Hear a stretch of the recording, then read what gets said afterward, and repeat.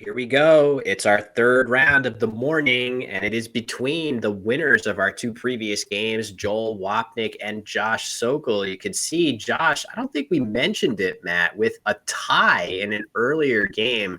That always adds a pretty interesting wrinkle whenever you see that. Yeah, when you get a tie early in a tournament, it means you don't have to think about spread nearly as much. It's unlikely you'll finish with exactly the same record as anybody else. There are three other players in the CSW field with the tie. Rashid at just 12.5 wins, Puneet at 11.5, and Mohammed at 10.5. So unlikely to get caught means Josh doesn't have to think about spread. He can just play to win every single game. That simplifies the calculus in some in-game situations. It's kind of freeing in a way that you can usually just sort of give up the idea of needing to win every game by the most and losing by the least. And you just go for the win, as Joel going for the exchange, drawing 6 vowels and a W. Totally approve of his choice here. And Josh with a totally different type of rack with that first blank. Doesn't have a great combination of vowels and consonants, but depending on his word finding ability, he could be starting this game with a bang. Oh man, yeah, one playable bingo here for Josh. The blank is an L. Working to his advantage is this word is valid in both lexica. So this is definitely a word Josh has studied before from his NWL days. Will he pull the trigger on it here in 5-point challenge though? It's challenging. Vinnick is a nice 5-letter play that makes sense as well for Josh here, but he will not play his bingo. Uncivil, the bingo that Josh passed up on here, was 80 points. Vinnick just 26 or 28. Yeah, a lot of points left on the table here. Of course, in a vacuum, when you miss a bingo, leaving the blank on your rack for a subsequent turn is often really softens the blow of it here. But an 80-pointer to start the game instead, just 28. This is like if you were to create a player in, EA Sports Scrabble 2024 and look at Josh's attributes, word knowledge would not be his top attribute. He is liable to make a mistake like this a little bit more potentially than other Grandmaster players. He makes up for it by being so friggin' strong in every other way that you can be strong as a player. And ultimately, he's not going to pay a big price here, Matt, as he's drawn a very flexible rack for next turn. Yeah, great draw from Josh there, and he's bound to bingo on the next move to get to soften the blow of missing his bingo on the first turn. Rejon, a nice Collins only 5 coming down from Joel. This looks to be his strongest option here. Chat was suggesting Geely, Jeelie, for 26, but I'm way more inclined to keep an E, even if it means keeping 2. I think Rejon was the best play for Joel on that last turn. Matt, please consult your engine right now and look at the highest. God. Please. All right, everyone, we are using game analysis tools to figure out what the player should play and explain to you why we think the plays are good. There we go. It's been mentioned in the chat. There is an absolutely bonkers play available here, the highest scoring play. This is in the realm of a Nigel Richards type play, Matt. This is incredible. Vinicultures for 101 on the table for Josh. That is not a play I think Josh will find, though it's in his wheelhouse. You wouldn't even look to think about that option. Josh is probably going to bingo from the C or double here, but God bless Scrabble for these positions, man. Nigel would find that. I think that's the only player in the universe, and even that one might be one Nigel misses. Vinicultures for 101. If Josh would even know that, I mean, how would anyone even know that? He's gonna, this is fine to play something like resulted right here. Josh is a human being. He is flesh and blood after all. This is just the beauty of Scrabble, though, Matt, that plays like that every so often come into orbit. And that is the Nigel difference, right? When a play like that crosses his path, he somehow finds it, no matter how crazy it is. Stuff like that makes computers on a slightly different level from Scrabble. Humans, I think, can have some of the subtle nuance, the poker reads that computers will never get down. But computers and Nigel will find vinicultures when nobody else would. What a fantastic thing that we got to see from Josh. Those possibilities that come up once in a lifetime that none of us would ever see, even players as great as Josh Sokol. Worth diving in a little bit to his positioning, though, right? I feel like he could have played for a couple extra points from this C. Instead, Josh playing down through the E of Rejon, as you said, Matt. I think I kind of like this choice of his. I love this choice of his. Yeah, you don't need to put 6 central floaters on the board, allowing Joel to bingo with pretty much any rack. I do like the decision to forego the plays from the C, stuff like cultures, to play this instead. I'm curious to see what a simulation says about this. I'm going to start running it now. But yeah, I do think the decision to double was correct. It's only a 2-point delta between the plays. I'm taking that all day. Yeah, it's a great point, right? Every tile on the board, can you play through this V? Sure, you can. But what if this V were right here in the center of the board? Literally any 8-letter word with a V would play through it here. So not all floaters on the board are created equal. Anything that you place in the middle of the board, that is the very best that you can give your opponent in terms of an opportunity to play an 8-letter word. So rather than give so many good ones back, as you suggest, Matt, I do like the idea of not only giving fewer back, but also making them much more specific, pushing those into the early part of any word. If you want to play something through this T, it can't be at the end of the word. It's got to be early or middle if you want to fit it onto the board. So I like it. And back over to Joel, who looks like he's got some decent tiles. If he can just shed that K for a good score, and keep some of those nice balanced letters behind. Just one more thing on the Josh move. I just want to point out like why resulted is such a good play mathematically with numbers, not just with theory. He takes away 10% bingo odds for Joel by playing resulted as opposed to something like clustery from the C. Joel bingoes 26% of the time after clustery, just 15.7 with a random rack after resulted. That's why you make this play. Good stuff from Josh. Yeah, making a lot of sense there. So Kine is going to be the play for Joel. Aggressively opening this triple. Let me wait till the board spins to draw right here. A 6-letter word. Josh doesn't look like he has a great ability to play a longer word into the triple. Another option there that could have been tempting that I don't know if Joel saw it. Forget about playing through this I. If you just play Saki right here, that's kind of nice. You get the extra points for the J. Of course, you do keep EELNR, which probably isn't as flexible as the AELR leaf that Joel kept after Kine. And now he does have Brantle as a 7-letter word on his rack, Matt. Not sure if he'll be able to play it, though.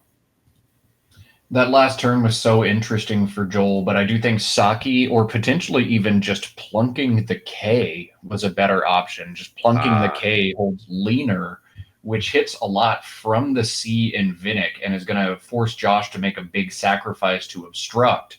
So I think the C stays in play a lot after the play.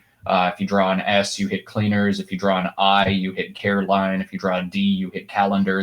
Draw a U, you hit cerulean. There's a number of ways to hit after that. So I think maybe even just fishing was a fun play there, or Saki. But Kine also makes a bunch of sense, as you said. Some kind of aggressive offense, but warranted offense with a great leave there. That's the decision we see. Man, these guys are playing too quick for us to analyze what's going on right now. But Josh making what looks to be a very standard play of YOU. Here, dumping the worst tiles on his rack, keeping bingo-prone synergistic tiles that will also score well, checks every box, except the one key box that it also checks is that it gives back Brantle and Yor. Yeah, Brantle and Yor now going down. I actually didn't see because there is also this open E. So Rentable was also available for Joel, even without the new opening that Josh just created. I wonder, he had a bunch of options, did Josh, in this spot. I wonder if he played U just because his leftover PH, if he was able to draw a word with PH in it, it would still fit quite nicely there. Could have been something that crossed his mind. Maybe PH also goes right here with an O draw. So maybe the PH combination, a solid one to keep after that play. Either way, we're going to see Joel bingo here. Almost certainly, I'd be shocked to not see him bingo and even the game to a pretty large extent here. Yeah, actually, 3 playable bingos here for Joel, and we haven't brought up, I think, what is his best option. There is Brantle, there is Rentable, but the U exposed actually gives him his highest scoring bingo of Turnable, Turnable. That's 72. Rentable is 70, and Brantle is 68. So highest scoring bingo is actually Turnable, and I think that's the best one here, as it kind of mucks up the opportunity to bingo through either of the set of floaters on the board. Yeah, it makes a lot of sense. I'm liking that. It certainly looks like Joel is liking it too. He's got those letters lined up exactly the way you would expect to see. And down comes Turnable. I don't think there should be any worry about this word taking an S. It does not. Neither player is going to think that it does. Every now and then you get an able word that actually does take an S as a hook, and sometimes that can be a little tricky. Not in this case. No worries there. Neither player is likely to try that. Oh, Josh is going to go ahead and challenge it, Matt. Give him an extra 5 points. This is the nice thing about CSW is you if you're not 100% sure, just go ahead and check. This is a high probability 8 that is also valid in NWL, but I never criticize a player for walking up to that computer. If you're even 90% sure instead of 100, mathematically it's correct to go double check that word. So Josh giving 5 extra points to Joel. He's still up 3, 133 to 130. And while this rack looks unfun, there's one 4-letter word here that's going to slam home a big score. HAAF, the word for Josh that I think we're going to see him play. Yeah, it looks fantastic. Just right here in this spot. Does so many of the things that you would like. Josh with PFH on his rack. 3 of those medium to high-ish point tiles. None of those tiles are ones that you would want to hold very long if you're trying to bingo. Not that this board is particularly good for playing bingos on, but in general, scoring 38 points and leaving a nice flexible lead for next turn seems like a pretty good idea. I like it a whole lot for Josh here, and a pretty decent replenishment draw for Joel here. I don't think he has anything great, but being able to fish off that Y, Matt, and maybe make an S hook for himself somewhere in the process could be a really nice idea. Does Collins have HAOS? I think it does. Yeah, both H. Yes, it does. Yeah. NWL just got that one, and I'm not sure if that was a new edition or an already Collins edition, but that kind of drives some of the thinking here. We'll get to see Joel once again make a decision, kind of like he had with KINE, of how much offense do I want to play as I'm kind of in range. Just playing off OY makes sense to do here, but there are a number of different places where he could play OY. HAO and ABY is a really nice one to set up the S, and ABY also takes a sneaky back S. So that strengthens his ability to bingo next turn, but also opens things back up for Josh. He might play OY, those 2 tiles, in different spots, maybe here, YO.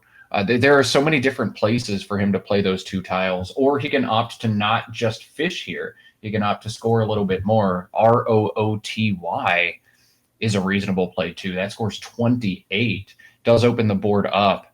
I'm curious to see if we'll see Joel play long here or keep the IORST leave together. What are your initial thoughts, Will?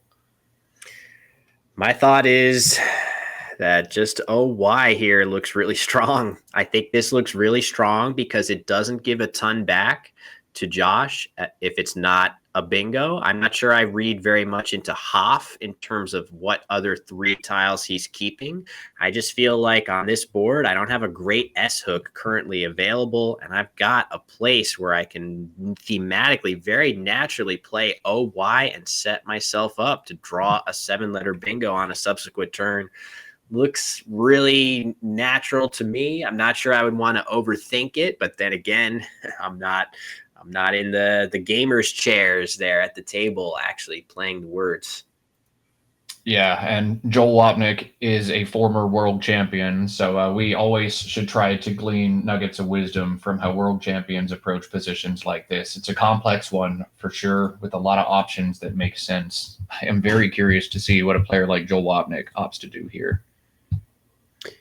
Yeah, it's been noted a few times in chat that a cool possibility would be to see Vinick be played as well. That's something where if Joel plucks the L, he could get a decent score. That's the sort of play where, yeah, that play scores nicely, but not so nicely that you would want to think too hard about keeping IO on your rack in the hopes of drawing an L.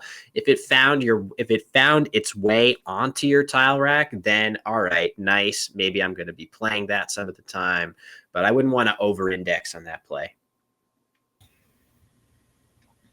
Joel has set up Rudy. This is kind of what I thought we were going to get from Joel, the long play here. The more experienced a player is, it seems like the less likely they are to keep stuff like IORST, and the more likely they are to just fight through the rack. Oh, man. Rudy would be an interesting decision for Joel. Yeah, very different. Very, very different thematically to use. Oh, wow. Look at him. I don't know about troll, but the misdirection by the crafty former world champion there. I really thought he was going Rudy, Matt.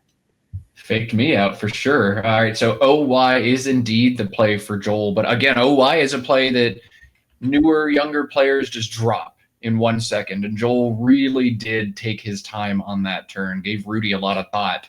But OY is indeed the play. And look at that reward he's found into IORST, an A and an N. Great pull from Joel. So you know what's interesting? In a vacuum, if I'm Josh, I would have considered playing HIE right here for a decent score, setting up some hooks. But now he's never doing that after this play. There's no way he's making that scary of a hook after such a short play. HIE not only takes a bunch of hooks in addition to, well, I don't know about a bunch, but definitely some other hooks than just an S. So yeah, Josh instead adjusting his play to Phi, Matt, a much safer choice by Josh, maybe warranted given Joel's last play. Yeah, great example of how to adjust your play based on what just happened. Oh, he played 2 tiles after thinking for a while. He's got a good rack right now, and I can't put that HIE spot out there. I can't let him bingo for 90. I know he's sitting on good stuff. Great job from Josh, and he's going to dodge at least the worst case scenarios of a mammoth score from Joel, though Joel is still going to bingo on this turn. You know what I didn't consider at all, though, Matt? The Rudy possibility. This play is, I was talking about how natural it is to fish off one of your 2 O's and a Y and set up a lane for yourself. But what happens when you cash the lane? You play something with ending in S and you make a huge hook. NOS. Not only does that take an E, nose, that's pretty normal, but Josh actually had an H, right? Well, he couldn't have known that. He might like to keep the H there, but, you know, from Joel's perspective, playing this and then bingoing is not foolproof. You definitely can get hit hard by counterplay if you hook that with an S. So now I'm wondering, is there any merit to like somehow trying to avoid? What about playing like a Royce here? Could this make more sense? Placing your S with Hayes just to cut off the ability to really go that far down the board. Maybe that is the most sensible way for Joel to bingo here. Yeah, you're not going to hit the double word here because of what it does to that back hook, but also a Royce in OT and HAYS actually just scores more. HAYS adds 10 extra points, and hitting that double word doesn't do as much. So Yeah, you're definitely right that playing Aroints and not and Hays is the move. Joel is fortunate that he isn't forced to play NOS and leave that hook in space, but also most of the bingos Joel is going to draw on this turn are going to allow him to make not just one overlap, but two, hit that Hays hook and be more defensive. Both the R and the T allow him to do that frequently, and he's hit one here. Yeah, really savvy choice. Not foolproof. It's definitely possible to still overlap down here. And we could easily see that come into play at a later point. But this is definitely the safer positional option for Joel. And he is showing that the stamina, again, I'm just amazed. I feel like in his shoes as a much younger man, I would be showing much more sign of just tiredness than Joel is showing. He is making decisions at a very impressive level of acumen here. Anybody after this many games of Scrabble should experience a good degree of fatigue, but we're seeing precise accuracy from Joel cover to cover. It's cool stuff. It's cool stuff. Question also about why not, what about rations in the same spot? That has a couple other issues, right? If you play rations, also playable, you're making a much bigger scoring spot here and setting up the O hook for orations. So there are a number of things that get you hit much harder after that choice. So again, another example, I'm sure Joel saw both of those options and picked his safer one here. I guess sometimes you do get hit with a Z and things like that, but overall, this looks much safer to me. Yeah, and the Z is already so powerful because of the bottom portion of the board. PHIZ is valid. So if you got the Z, you got the Z, and you're going to destroy me anyway. Clock issue. We got to get Joel's clock pressed here. Get the director on board as soon as possible. Rob, as soon as you hear this, I see him in the background. Oh, well, Josh has already made his play. It looks like it was hit, too. Okay. We got it all resolved. Clock's back on Josh. We'll keep an eye on that for Joel, especially since he's already lower on the clock. We got to make sure it doesn't ping pong back to him. Yeah, it was just a bit of time. You could see he's 8 minutes down on the clock. So, Josh picking up his play. I thought he was about to. It looks like Josh hit Joel's clock for him there, huh? That's good sportsmanship from Josh. I mean, he's always going to be a good sport. Most top Scrabble players are great sports. We want to play a great game of Scrabble, but nobody wants to play an unfair game of Scrabble. So cool stuff from Josh. Just go ahead and hit it. Don't worry about involving the director and trying to optimize and get every point you can. It's the right thing to do. Just hit it back if you notice it. So Josh is getting ready to play G up in that upper corner of the board. It seems like a reasonable option. After his previous play of Phi, he does still have a viable S hook at the base of the board if he can balance his tiles enough. I wonder what his his reluctance is to make that play. Maybe just believing that surely there's something better than a 14-pointer here, but really there isn't, Matt. This seems like a pretty natural play for him. There were several places to play GIE. Just shifting it down one space avoids putting that G right here. This is going to be a dangerous line for the rest of the game unless a play here is made to obstruct it.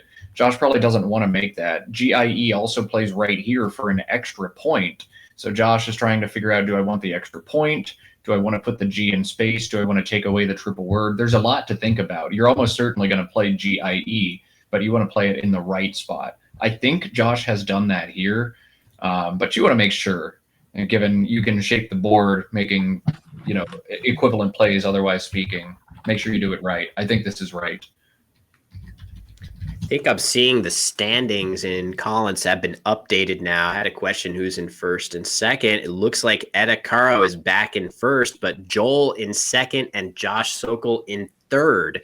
That is where the standings lie right now. So a matchup between the number 2 and 3 players in the standings. Incredibly impressive results so far for these two. As Josh drawing a 7-letter Collins bingo of Situle on his rack. Not 100% sure that plays anywhere. Looking around for anywhere else that he might get a bingo here, Matt. I'm not seeing it yet, but Joel has a turn to play.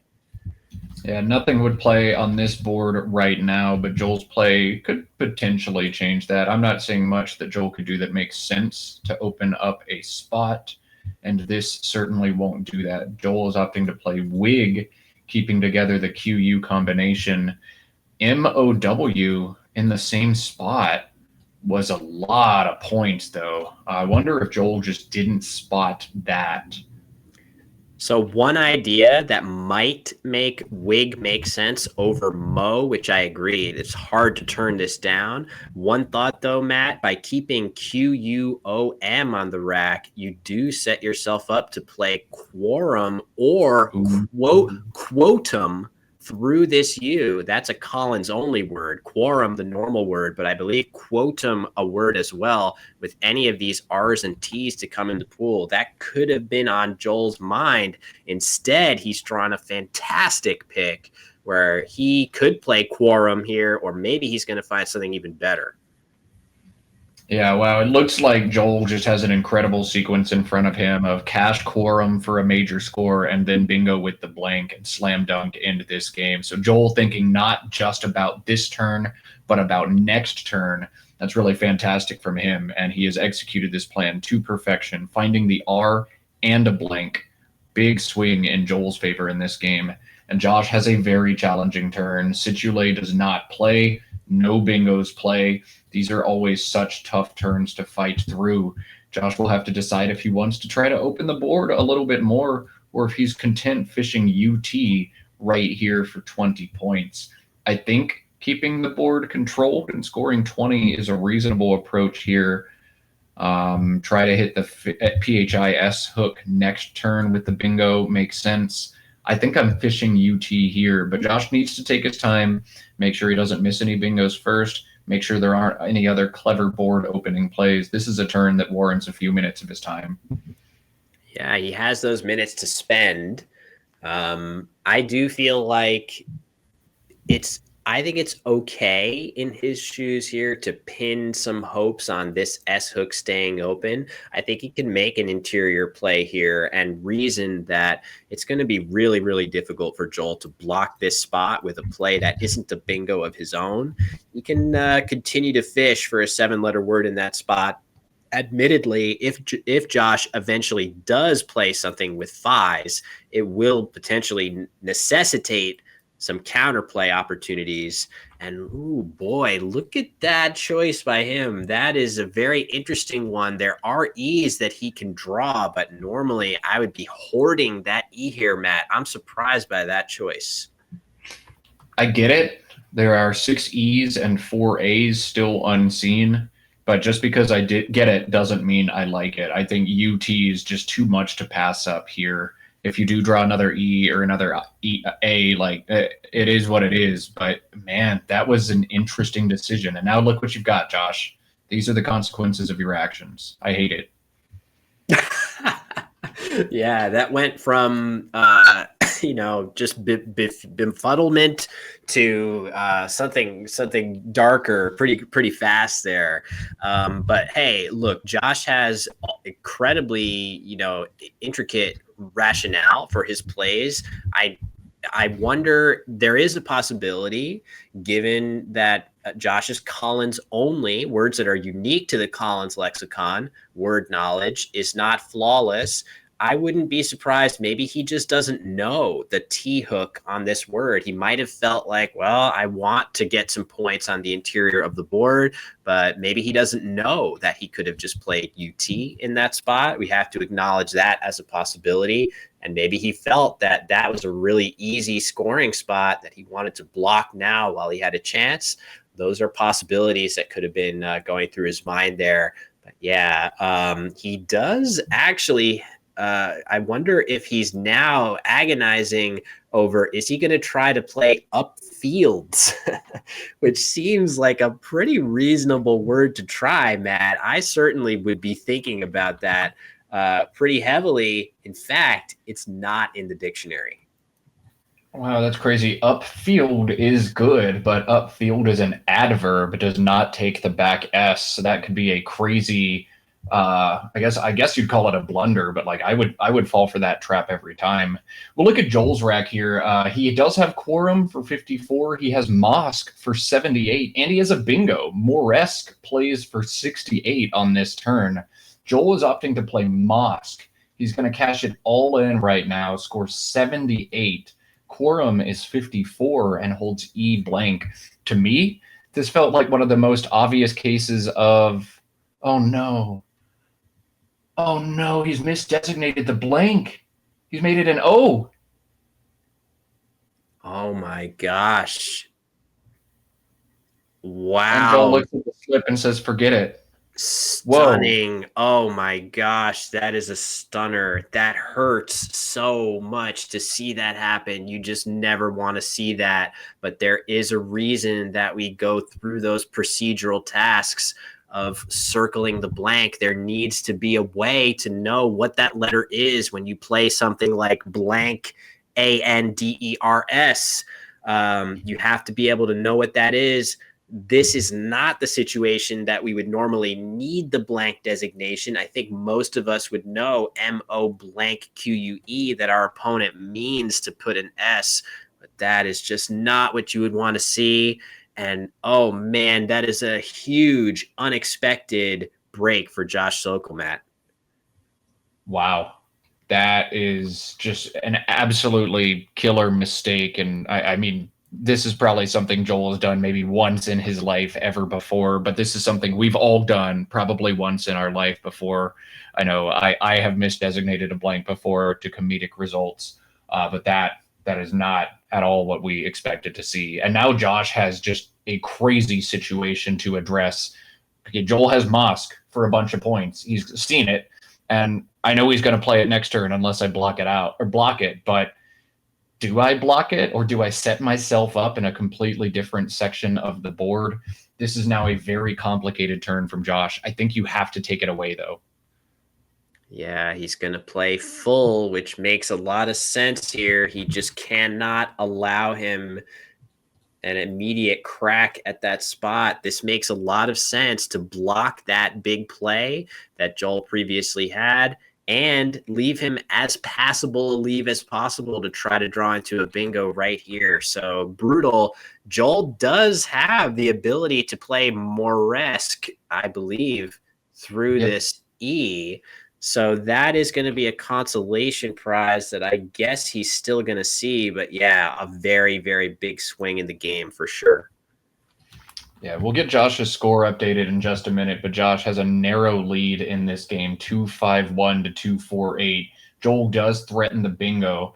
This is one that's sneaky to spot that doesn't look like the best bingo line, but a world-class player like Joel is going to find it. He's putting it down here. Josh has to be like, "What? Yeah, see his face. What on earth? Okay, so Mosk didn't go, so you're just going to bingo on me instead? All right, that's the way it goes." Josh's face says it all right now.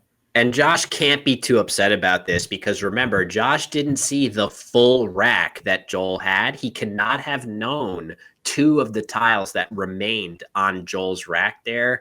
This is just out of left field. There's no way to that for Josh to have known that he should have played something overlapping. Not that there even was anything with the tiles that Josh had. It was going to be next to impossible, even if he wanted to make a play like that. But yeah, Josh did well to block the big play. And now he's got a Z and an S. And boy, Matt, this is a tough one now because at this deficit, Josh has this beautiful Z hook here, but playing it does take out the S hook that he was gunning for the last few turns. Man, you would love to leave that in space one more time. You would also love to fish for PUZELS in this spot right now. That would be 75 points. And with 5 E's to be drawn, if there's anywhere to put the tiles ADI for a big score, Josh is the person who would think of that and go for it. But this scores so well that I think you need to make this play. 46 points. Josh doesn't want to get into a fish for the desperation play. Just score points right now and hope Joel has a bad rack and catch back up. Good plan of approach for him. And guess what? Joel has a bad rack. Yeah, very bad one. And please note here that this is the situation where the Olivinic possibility actually matters, right? So Josh could have played zip in the same spot, leaving the A on his rack. But look what happens if you change that A into, or rather, whatever, if you change this I that's on his rack into an A instead, he now does not have this possibility of a good follow-up play. And let me get the scores updated because it really is way closer than what you guys are seeing. That actually starts to matter now. If you can play zap or zip and not really sacrifice very much on the scoreboard or in the equity of your leave, now it makes a lot of sense to think about that extension. I love that and little nuance from Josh here. Joel has a fascinating turn, and Joel is running out of time in this game. We'll continue to monitor, and we'll see if we get any confirmation on if Joel's been rewarded extra time for the clock blip or not. I'll try to get that information. But a fascinating turn here. He's got a number of good plays. WIVE plays up here for 26, holds DGMS, but with 13 vowels, maybe you can swallow that. Widest, WIDEST, is a sneaky find. That's 40, but it holds GMV. That hurts to keep. And then Mudges, MUDGES, plays in this spot, but opens an enormous bingo opportunity for Josh at the bottom of the board. Every play looks very good and very bad here for Joel. I have no idea what he's going to pick. It might even just be Gov, keep the board extremely tight and keep the goodies on my rack. What do you think here, Joel, Will, for Joel? He's going to go with a different play that I didn't see coming of Ute, maybe feeling the time pressure a little bit, Matt. Using the one vowel on his rack, that leave is going to get him into trouble quite a bit. Maybe he's hoping for a particular draw through this U, but Josh now has very good tiles. He would have been ready to pounce on Mudges with isoleds right here. Instead, a trickier call for him. I'm curious if he's going to just play his D under here and save Olavinnik for later. Yeah, look at that. He's blocking down there. The patience of Josh Sokol, so next level here. That's so good. Yeah, you know you've got Olavinnik. You know you've got the one surprising play on this board. We'll get the score updated now, but Joel at 344, Josh at 231, and Olavinnik is not an absolute game changer, but it's a decent play. It's 36 points. It's not like Josh wins slam dunk when he plays this. I wonder if you need to have an increased sense of urgency there and play Olavinnik now. An interesting turn, but Josh is choosing to apply time pressure, keep things tight in this one, and just try to induce a mistake or a time penalty from Joel and win the end game here. I think it's a decent decision from Josh. Surprise him next turn when he thinks he's got it sewn up. Yeah, I mean, just blocking off, you can see maybe Josh feeling great about his choice there because blocking the X, maybe Josh is thinking, oh man, I might have just dodged a bullet by blocking this big play there, maybe even something through the P. As Joel playing Vax, this looks like a good play for him, but Josh, now this is kind of a tricky situation because if Josh wants to underlap Vax with Oxo, he would be giving up the O that he needs to play Olavinnik, something like Lob, a very natural play for him. Sorry for that very poorly written chicken scratch, but this looks good, but it forces him to redraw the O. Olavinnik, a very nice 39 points to have in your back pocket. Maybe it's a play he has to make. Also, we don't have any absolute confirmation that he's thinking of Olavinnik. I feel like zap over zip is all the confirmation I need, Matt, but where do you stand on that? I don't 100% know that he's seen it, but I do think DA is only a play that you make if you see Olavinnik, because Dopa on that turn, DOPA, otherwise makes much more sense from Josh. I think he saw it here. He had to decide quickly between Lob, Rob, and Ob in the same spot. Ob would hold at least the L, knowing there's two more O's to come. But the most important thing for Josh is go as fast as possible. It needs to be Joel's turn as much as possible if you want to try to steal this game away. So I like the decision to just throw it down quickly.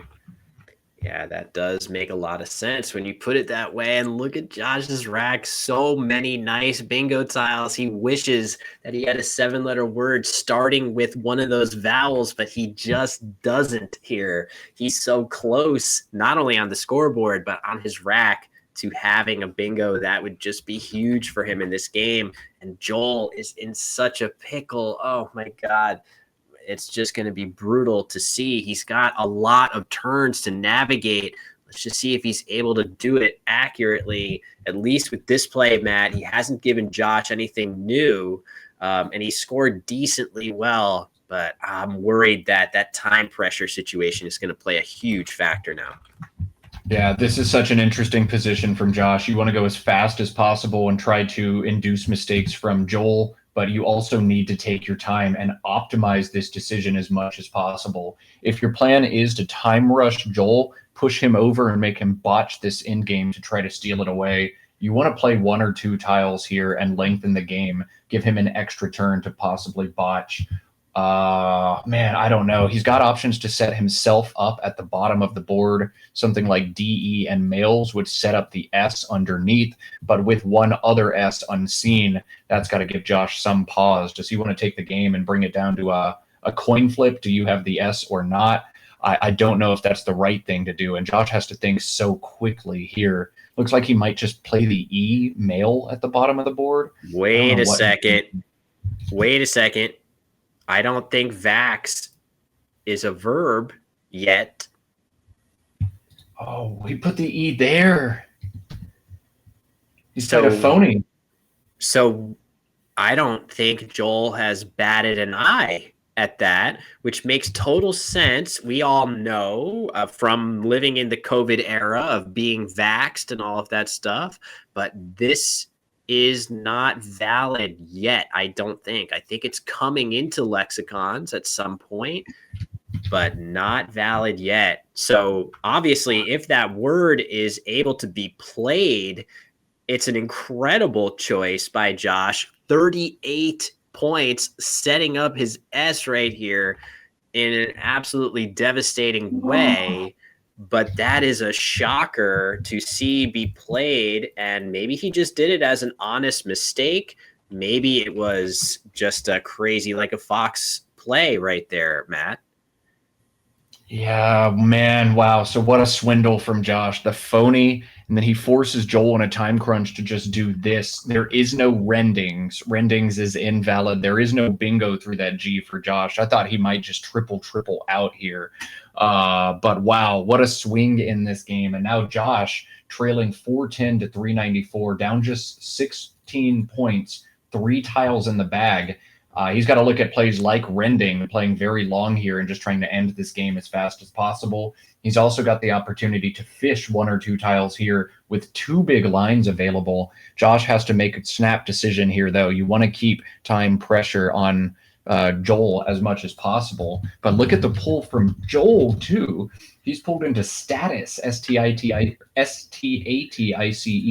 which plays at the bottom of this board. I have no idea who's going to win this game. This is insane. So basically, I'm totally with you. I have no idea what's happening right now in terms of who's likely to win this game. There is a strong possibility that Joel is going to bingo here. It's hard to imagine Josh blocking it, but what I'm curious about is, will Josh find some way to fish off a tile that's going to let him play through here and still win the game even after Joel bingos? I'm not sure yet if that's possible. It probably is. There are 3 tiles in the bag. It's going to be A, D, and I. So I'm just so curious to see, for example, right away I see if Josh fishes off an N somewhere, I don't know exactly where, maybe here, and draws the D, he'll play reddings if he needs to play reddings, which he will after Joel plays status, to still win the game with a triple out. So the content possibility here is absolutely through the roof. Oh, yeah, the A would do the same thing for readings. So fishing an N is, given the tiles in the bag, What do you have with an I? Is there anything there either? I don't know. There's Maybe not not. much that you're scared of if you're Josh's perspective. Fishing the N also pulls bingos at the bottom of the board. An I hits Snidier, an A hits Sandier or Sardine. So an N fish looks like it threatens mammoth bingos with the tiles we see in the bag. Of course, Josh doesn't know it's ADI in the bag. Josh knows it's 3 of these, and that changes the calculus here a little bit. Josh also may not need a bingo to win this game with Joel in a time crunch. Josh could just have a really high scoring sequence here. Playing long makes sense. Playing rending makes sense a lot, but fishing an N might win more than 50% of the time. It hits a lot. Tough turn. Yeah, absolutely crazy. And I feel like Josh, just his body language there was like, are you kidding me? Again, I'm in one of these ridiculous pre-endgame situations. Why? Why are you doing this to me, Scrabble gods? But again, he is extremely capable of processing these positions to an extremely high level. I think of that as being his absolute strength as a player, in addition to his creativity. So I'm fascinated to see, does he feel like he needs to pull the trigger on rendings, which I think that's going to be game over for him. Oh my goodness.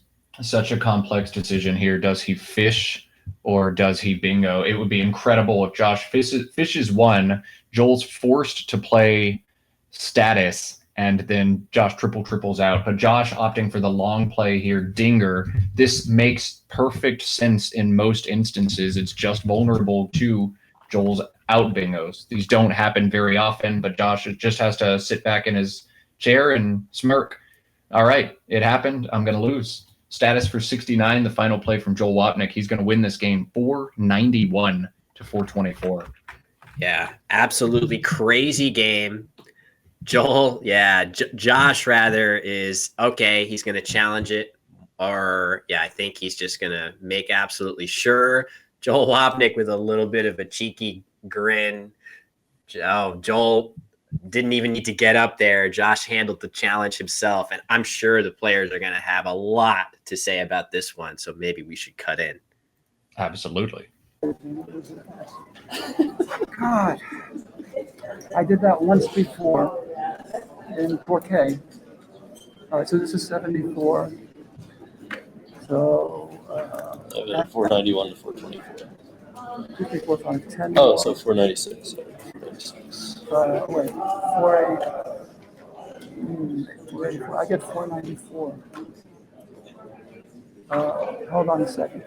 Did you have 394 from me after I played Emu? Yes. Okay, and I scored. Wait a second. Okay, and then I scored 16 for God, giving me 410. Yes. And then 74 for status, which is 484. Uh-huh. And 2, 3, 4, 5, 6, 12 from you. You're right, 496. 496 to 424. So Oh, that was horrendous. Oh my goodness. that was one of those where That was like probably I'd rather be lucky than good. the worst game ever. I'm glad that rendings isn't a word. I was like, I might have to try rendings. Like, oh man. All right.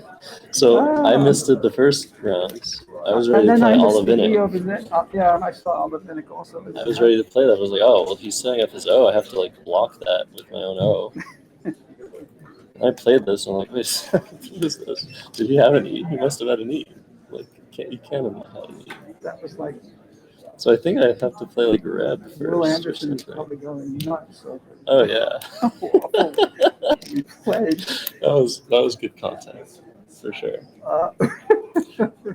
NOTT is good, right? I totally Yes, forgot about yeah, it. doesn't I take hit my it. clock. I should play. I had a U. I should play a Oops. That was a much better play, and that set me up to drop early. 496. Wow. Yeah, and I guess I should have played Pith instead of Phi. I was being aggressive. But if I played Pith, at least like, it's a little more difficult for you. Anyways, it was your game the whole way. Sure was. No, never in doubt. Never in, just play as bad as I can play and I'll still win. Oh man, that was fun. We have a whole lunch break. I played 2 beautiful games before Okay. against Etta right here. And then I played Wellington. His first play was Carnage. And so he put the G over here and through the Okay. okay. Is that right? CARNAGE. Interesting. I played Naproxen Naproxen. against him for 100 and some odd points. Wow. That's awesome. Yeah, I was here. Yeah. Wow. All right. Time. I feel like there's like too many things about this game that are like notable. It's like recalling this game, so like, oh, look at that and that, oh, and that. This was terrible. It was amazing, but terrible. Okay, no. He tried to. He tried to let it win, I tried really hard to let him win. I made 2 horrible mistakes. but I also made some bad mistakes. So it's all even at the end of the day. So I don't play up here anymore today, right? We're gonna find a way to switch to this physical clock. Can't risk anymore. Oh, good idea. Oh, I know, we have to. We have to. really? I think in this case it was the dead zone at the very top, right? How many We need to seconds see did I- the instant replay. We already checked. You probably lost around a minute and a half. That's why It was a decided minute. to. I lost a minute and a half. That's why I took So that's why I was longer. going a little bit crazy towards the end. Yeah, When I saw status. obviously I couldn't give you your minute back, but I No, it's okay. decided to It's my just fault. I let it should've run seen for it. a minute and a half. So it's not fair. Like you hit the clock.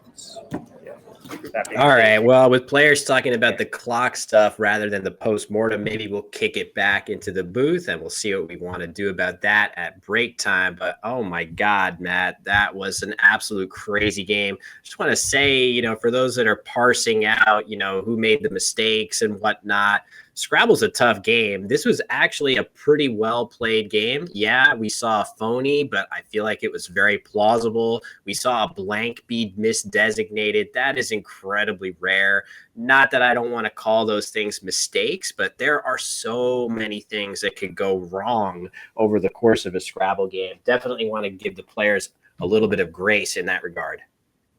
You always got to give players grace. Remember, both of these players just played 31 games last week, and they're now in round 24 of another pressure cooker of a tournament, 2 very stacked fields, 50-plus incredibly hard games of Scrabble. Everybody is human, as machine-like as we make them out to be on stream.